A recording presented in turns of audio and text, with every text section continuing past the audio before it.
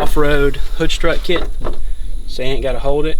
I've got a, right in front of your face here, the AFE, I think it's the stage 2 cold air intake.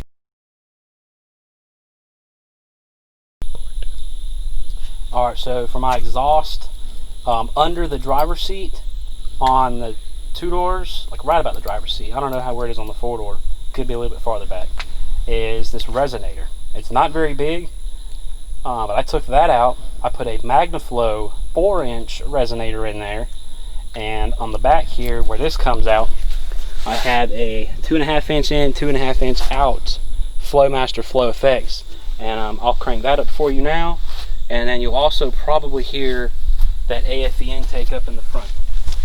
You recording? Yes, dear.